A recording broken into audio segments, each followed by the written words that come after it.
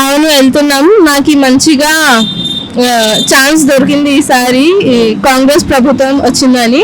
మేము ఫ్రీగా ట్రావెల్ చేస్తున్నాను, ఎక్కడంటే అక్కడ ఫ్రీగా పోతున్నాం. ఒట్టి ఆధార్ కార్డ్ చూపిస్తే అయిపోతుంది. మేము కాలేజ్ స్టూడెంట్స్, మాకు బస్ పాస్ది మేము పాకెట్ మనీ నుంచి బస్ పాస్ చేపిస్తుండే, కానీ ఇప్పుడు బస్ పాస్ది టెన్షన్ పోయింది, మాకు ఫ్రీ అయిపోయింది. మంచి అవకాశం దొరికింది మాకు. సాధారణంగా మీకు ఈ బస్ పాస్ ఉన్నప్పుడు మంత్లీ ఎంత ఖర్చు అవుతుంది, ఇప్పుడు అంటే మీకు ఎంత సేవ్ అవుతుంది మనీ?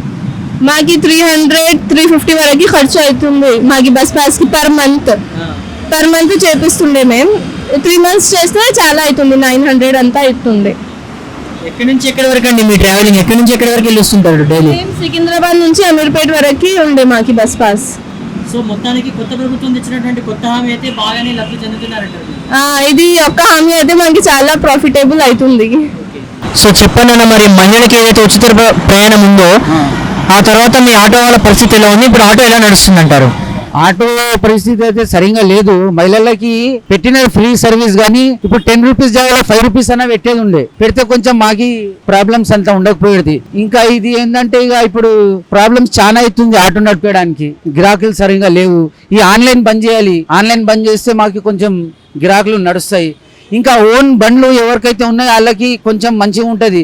ఇప్పుడు ఫైనాన్స్లు కట్టేది ఉంటుంది, ఫైనాన్స్ పైసలు కూడా వెళ్తలేవు, ఇంటి రెంట్ వెళ్ళేది చాలా కష్టం అవుతుంది. ఆటో గురించి గ్యాస్ వేసేదాకా పైసలు రెంట్ ఇవ్వలేము, ఆటో రెంట్ ఇవ్వలేము. ఎవరికైతే ఆటోలు కిరాయికి నడిపిస్తున్నారో వాళ్ళకి రెంట్ కూడా తక్కువ చేయమని చెప్పాలి. 300-350 రూపీస్ రెంట్ ఉంది ఫర్ డే, అయితే దానికి రెంట్ కూడా తక్కువ చేపియాలి. 250 ఉన్న జాగాలో 200 చేపించినా డ్రైవర్కి కొంచెం మంచిగా అనిపిస్తుంది. ఇంకా గ్యాస్ రేట్లు కూడా కొంచెం తక్కువ చేపిస్తే బాగుంటుంది. మెయిన్ ప్రాబ్లం అయితే ఆన్లైన్ బంద్ చేపియాలి, ర్యాపిడో, ఓలా, ఉబేర్. సాధారణంగా మీకు రోజువారీ సంపాదన ఎంత ఉంటుండే ఈ స్కీమ్ రాకముందు, ఇప్పుడు ఎంత వస్తున్నాయి అన్న? ఫస్ట్ అయితే ఓలా, ఉబేర్, ర్యాపిడో నుంచి చాలా దెబ్బతిన్నది. దాని తర్వాత మెట్రో వచ్చి దెబ్బతిన్నది. మూడోది అయితే ఈ లేడీస్కి బస్ ఫ్రీ చేసి చాలా దెబ్బతిన్నది ఆటో లైన్. చాలా ప్రాబ్లమ్స్ అయింది. ఇది మొదలు రాకముందు మేము మా లెక్కతోనే ఆటో నడిపించేటోళ్ళం. ఖాళీ 7 hours 8 hours మాది ఎంత కలెక్షన్ కావాలి, మా ఎంత టార్గెట్ ఉంది ఆ టార్గెట్ చేసేటోళ్ళం. మేము హాయిగా మేము భార్య పిల్లలతో మంచిగా హాయిగా ఉండేటోళ్ళం. ఇప్పుడైతే ఫస్ట్ అయితే ఆన్లైన్ వచ్చి ఖతం అయిపోయింది ఆటో లైన్, మళ్ళీ మెట్రో వచ్చి ఖతం అయిపోయింది, ఇది ఫ్రీ సర్వీస్ వచ్చి ఖతం అయిపోయింది. ఇప్పుడు ఏం చేద్దాం, ఇప్పుడు ఏం చేయలేము. ఇక చేసేదాకానే ఆలోచించి ఇప్పుడు దాకా నేను నాశ చేయలేదు. ఇప్పుడు దాకా అప్పుడు ఎంత వస్తుందంటే ఇక 15 మనిషి కష్టపడే దాంట్లో ఉంటుంది.